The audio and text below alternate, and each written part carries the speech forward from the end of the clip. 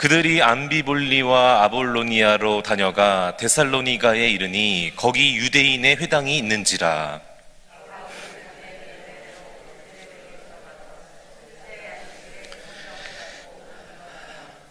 뜻을 풀어 그리스도가 해를 받고 죽은 자 가운데서 다시 살아나야 할 것을 증언하고 이르되 내가 너희에게 전하는 이 예수가 곧 그리스도라 하니.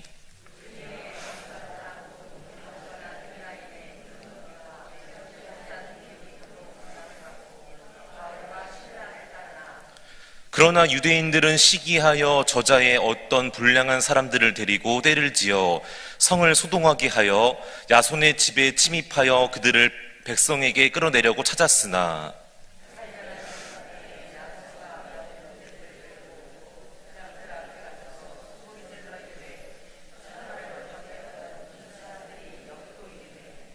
야손이 그들을 맞아들였도다. 이 사람들이 다 가이사의 명을 거역하여 말하되 다른 임금 곧 예수라 하는 이가 있다 하더이다 하니. 함께요. 야손과 그 나머지 사람들에게 보석금을 받고 놓아주니라. 아멘. 어제에 이어서 오늘 또 다시 한번 이 17장의 말씀을 통해서 은혜를 나누기를 원합니다. 특별히 우리가 어저께 새벽에 이제 두 가지를 함께 나눴습니다. 이 사도 바울이 16장에서 그렇게 감옥에 갇히고 매도 맞고 몸에 상처도 나고 너무나 또 여러 가지로 깊은 절망의 한밤중에 그런 고독의 밤을 맞이했는데 그때 정말 이렇게 하나님의 은혜로 또 감옥에서 탈옥하게 되었고 나올 수 있게 되었고, 그렇다면 이제 17장에서 어떻게 됩니까? 몸이 너무나 힘들고 아프고 여전히 상처가 있고 고통이 있는데 아직 다 나물지 않았는데 온전히 100% 회복된 거 아닌데 쉬어야 되고 내려놔야 되고 멈춰야 되는데 곧바로 데살로니가로 갔다는 것이죠. 140km나 떨어진 이 데살로니가라는 지역으로 빌립보에서 다시 한번 발걸음을 향해서 나아갔다는 것입니다. 이것은 인간의 힘으로는 불가능합니다. 오직 하나님께서 힘 주시고 능력 주시고 은혜를 주실 때에만 가능하게 될 줄로 믿습니다. 그래서 우리가 항상 어떻게 된다고 했죠? 주의 일을 감당할 때에, 나에게 맡길 삶을 감당할 때에는 내 힘이 아니라 내 능력이 아니라 오직 하나님의 은혜로 주님이 주신 힘과 능력으로, 할렐루야, 그렇게 감당해야 된다. 특별히 바울이 데살로니가에 가서 3주 동안 전했던 말씀의 내용이 무엇입니까? 내가 예수의 이름을 선포했더니 귀신들은 여종이 나갔다. 감옥에서 우리가 감옥문이 찬송하고 기도했더니 갑자기 감옥문이 열리게 되면서 우리가 나갈 수 있게 되었다. 그런 얘기하지 않았습니다. 오히려 성경을 펴서 강론하면서 말씀의 뜻을 풀어주면서 예수 그리스도를 전했고요, 복음을 전했고 다시 한번 그 십자가의 놀라운 은혜와 사랑을 전했습니다. 그래서 기적도 중요하고 너무나 이런 놀라운 하나님의 우리 환경을 변화시켜주는 것도 중요하지만 더 중요한 게 뭐다? 복음이다, 말씀이다, 예수 그리스도다. 할렐루야. 항상 그래서 이것이 바울에게는 습관이었다. 습관처럼 했다는 거예요. 그냥 뭐 그때가 아니라 날마다 이게 몸에 익숙해져서 습관이 되어서 예수님 중심, 복음 중심, 말씀 중심으로 살아갔다. 그래서 갈 때마다 항상 복음을 전하는 거예요. 어딜 가나 항상 복음을 전하고 예수 그리스도를 전했다는 것이죠. 자, 오늘 이제 그 뒤에 또 이어져서 나오는 내용인데 오늘도 같이 한번 두 가지를, 영적인 중요한 교훈 두 가지를 함께 말씀을 통해서 나누기를 원합니다. 첫 번째로 우리 다 같이 5절에서 7절 말씀 같이 한번 읽어보겠습니다. 시작. 그러나 유대인들은 시기하여 저자의 어떤 불량한 사람들을 데리고 때를 지어 성을 소동하게 하여 야손의 집에 침입하여 그들을 백성에게 끌어내려고 찾았으나 발견하지 못함에 야손과 및 형제들을 끌고 읍장들 앞에 가서 소리질러 이르되 천하를 어지럽게 하던 이 사람들이 여기도 이르매 야손이 그들을 맞아들였도다. 이 사람들이 다 가이사의 명을 거역하여 말하되 다른 임금 곧 예수라 하는 이가 있다 하더이다 하니. 아멘. 자, 이제 그렇게 복음을 전했는데 어떤 사람들은 믿고 이렇게 예수님을 영접했지만 어떤 이 유대인들은 시기하고 미워했습니다. 그래서 불량배들을 동원해서 이 사람들을 잡아내고 끌어내려고 하는데, 마침 야손의 집에 있다는, 바울과 실라가 야손의 집에 있다는 정보를 이제 얻게 된 거예요. 그래서 그들을 잡아서 이제 가두려고 야손의 집에 침입을 했다고 했어요. 오늘 침입이 여러분 뭡니까? 허락받지 않고 그냥 막 문 열고 갑자기 물이 들여다친 거 아닙니까? 그러니까 야손의 입장에서는 얼마나 황당합니까? 물론 황당하겠죠. 예. 그러나 예수 믿고 복음을 들은 지, 영접한 지 3주도 채 안 됐는데, 대봤자 3주밖에 안 됐는데 어떤 일이 일어난 거예요? 예수 믿었다는 이유 때문에, 복음을 들었다는 이유 때문에, 바울과 실라가 있다는 그 이유 때문에 갑자기 불량배들이 막 찾아와서 난동을 피우고, 나중에 뒤에 보면 이 야손을 또 끌어내서 끌고 갑니다. 뭐 좋게 끌고 갔겠어요? 막 때리고 온갖 험한 짓을 다 했겠죠. 자, 그런데 그들이 이제 오늘 제가 어제 말씀을 이렇게 딱 보면서 이들이 지금 그러면서 하는 말이 있는데, 여기 참 중요한 교훈이 있습니다. 이들이 했던 이런 말들, 믿지 않는 사람, 세상의 사람들이 그리스도인 예수 믿는 사람을 바라보면서 하는 말이 두 가지가 있는데, 이 두 가지가 너무나 중요하다는 거예요. 이게 오늘날 우리가 살고 있는 그리스도인의 정체성이 되어야 된다는 거예요. 믿으십니까? 예, 우리 첫 번째로 뭐냐면은, 이들이 뭐라고 했냐면요, 말씀해 보니까 첫 번째로 천하를 어지럽게 하는 사람들이다, 이렇게 말을 하고 있습니다. 여기서 이 천하는 로마 제국, 이 세상을 가리키는 것인데, 그 당시엔 로마 제국이 거의 다 지배하고 있었기 때문에 이 로마 제국을 가리키고 또 세상도 의미하는데, 그렇다면 세상을 어지럽게 하는 사람들이다, 믿는 사람들을, 예수 믿는 사람을 가리켜서 세상을 어지럽게 하는 사람들이다, 이게 무슨 말일까를 이렇게 좀 찾아봤더니, 여기서 어지럽게 하다가 거꾸로 뒤집다, 거꾸로 반대로 뒤집어버리다, 뒤엎어버리다, 그런 의미가 있었습니다. 다시 말하면 이게 무슨 말이냐면은, 세상의 어떤 풍조나 가치관을 그대로 따라가는 것이 아니라, 그것을 볼 때 하나님의 말씀에 비추어서 기준으로 삼아서 볼 때 거꾸로 잘못되어 있으면은, 그걸 다시 우리 믿는 사람들은, 예수 믿는 사람은 그대로 따라가는 게 아니라, 그대로 똑같이 하는 게 아니라 이거를 뒤집을 수 있어야 된다는 거예요. 반대로 다시 뒤집어서 뒤엎어서 올바르게 말씀의 안에서 볼 때, 비추어 볼 때 올바른 방향으로 다시 한번 그것을 바꿀 수 있는 용기가 있어야 되고, 결단할 수 있는 그런 믿음이 있는 사람이 되어야 된다는 것입니다. 할렐루야.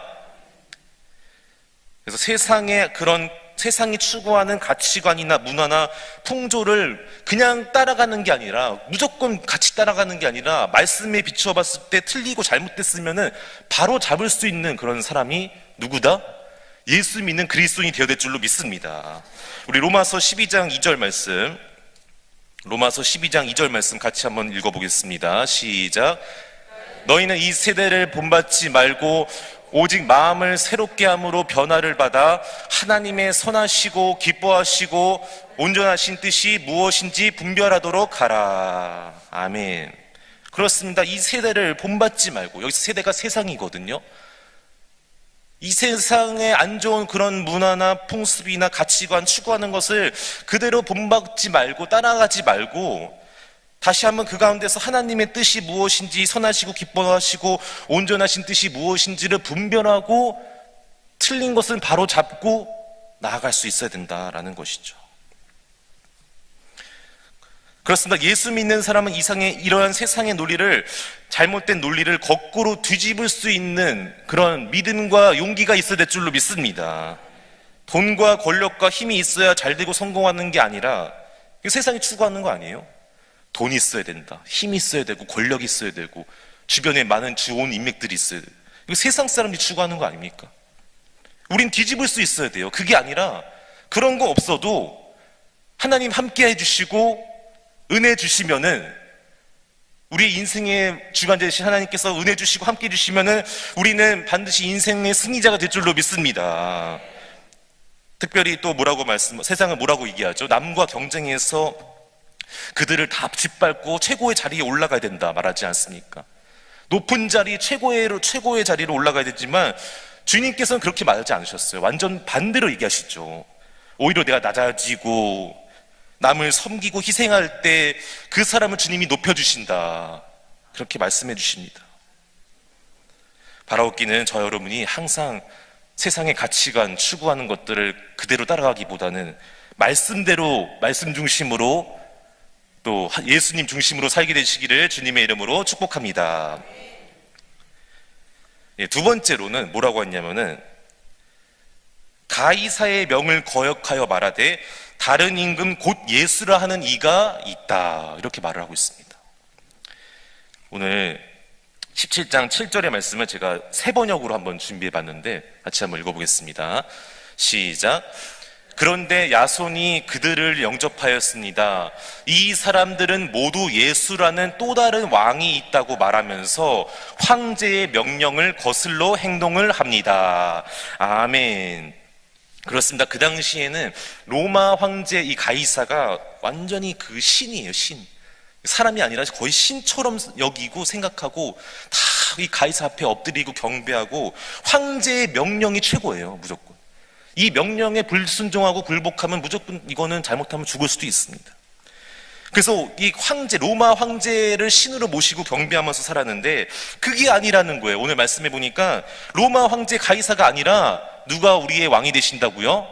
예수 그리스도가 우리의 왕 되신 줄로 믿습니다. 우리는 왕 되신 예수님의 주님의 자녀로 백성으로 살아야 될 줄로 믿습니다.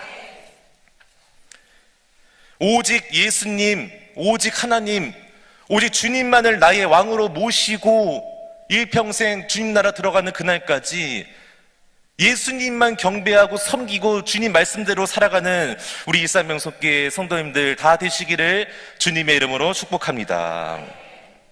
그런데 막상 준비하면서 그런 생각이 들었습니다. 내가 정말 예수님을 나의 인생의 왕으로 모시고 살고 있는가? 입으로는 주님이 나의 왕이라고 그러고 나는 왕 대신 주님의 자녀라고 그러고 백성이라고 그러는데 정말 그런가? 내 삶을 되돌아보니까 내가 정말 그렇게 살고 있는가? 아닌 것 같은 모습이 더 많이 있더라고요. 특별히 예수님이 왕이 아니라 뭐가 왕이 될 때가 많습니까? 네? 내가 왕이 되고 내가 왕이 돼갖고 내 멋대로, 내 감정대로, 내 생각대로 내가 무조건 중심이에요. 나 중심으로 살할 때가 너무 많았습니다. 그래서 예수님은 그 다음이고 항상 내가 중요하고 나 중심, 내가 왕이에요. 내가 말씀 필요 없어요. 내가 생각한 게 더 중요해요. 내가 결정한 게 더 중요해요. 또 하나가 더 있더라고요. 그게 뭔지 아세요?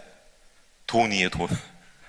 예수님이 왕의 자리에 계시고 왕 대신 주님만이 나의 왕이 되야 되는데 이 돈이 왕의 자리에 올라가서 돈을 위해서 살고 몸부림치고 돈에 살고 돈에 죽고 돈이 많으면 기쁘고 없으면 슬프고 예수님이 나와 함께 하실 때 정말 참 기쁨과 안식과 만족이 있는데 많이 부끄럽더라고요. 그래서 그 마태복음에 보면 예수님이 이런 말씀을 하시는데 우리 같이 한번 읽어보겠습니다. 6장 24절. 예, 시작. 아무도 두 주인을 섬기지 못한다. 한쪽을 미워하고 다른 쪽을 사랑하거나 한쪽을 중히 여기고 다른 쪽을 엄신 여길 것이다. 너희는 하나님과 재물을 함께 섬길 수 없다. 아멘. 예, 표준 세번역인데 그렇습니다. 절대로 하나님과 재물을 함께는 섬길 수 없어요. 이건 안 되는 거예요. 둘 중에 하나는 반드시 내려놔야 되는데 그렇다면 돈의 노예로 살겠습니까? 아니죠. 우리는 오늘 이 사람들처럼 예수님을 나의 임금으로 왕으로 모시고 주님의 백성으로 살아야 되지 않겠습니까? 왕 대신 하나님의 거룩한 자녀로 주님이 사랑하는 자녀로 살아야 되지 않겠습니까? 바라옵기는 저 여러분이 다 그러한 은혜 있게 그러한 자녀로 살게 되기를 주님의 이름으로 축복합니다. 그런데 우리가 끝까지 고집 부리고 내려놓는 게 아니라 둘 다 붙잡고 갈 때가 참 많아요. 하나님도 사랑하고 돈도 사랑하고 하나님도 의지하고 돈도 의지하고 둘 중에 하나를 포기하는 게 아니라 둘 다 같이 붙잡고 갈 때가 많아요. 자, 그런데 중요한 게 있습니다. 그건 안 되는 거예요. 그건 그럴 수는 없는 거예요. 오늘 말씀해 보면은 그건 그럴 수는 없습니다. 그렇다면은 우리가 둘 다 붙잡고 있을 때 하나님께서 어떻게 하실까요? 하나님이 나를 버리실까요? 아니요. 나를 버리시는 게 아니라 나를 포기하시는 게 아니라 돈을 다른 세상의 권력이나 명예나 물질을 붙잡고 있는 그 내 손을요 놓게 만드실 줄로 믿습니다.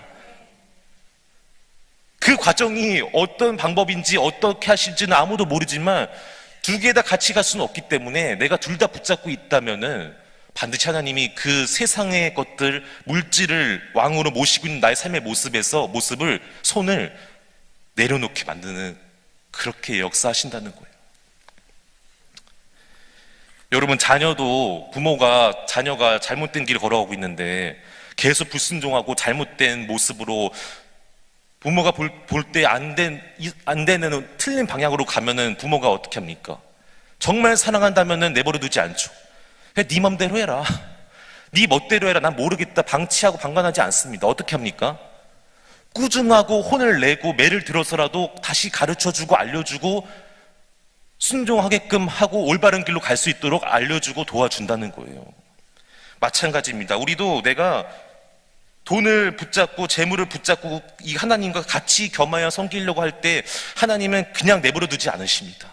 반드시 이쪽을 내려놓게 하신다는 거예요. 그래서 우리가 그렇게 하기 전에 우리 말씀을 통해서 이미 먼저 아는 것처럼 먼저 우리가 이런 것들을 다 내려놓을 수 있는 그런 믿음이 있어야 될 줄로 믿습니다. 그래서 예수님만을 정말 오늘 이 사람들처럼 여기 나오는 이 말씀처럼 주님만이 나의 왕이십니다. 주님만이 나의 임금 되시고 나의 영원한 생명의 주관자가 되십니다.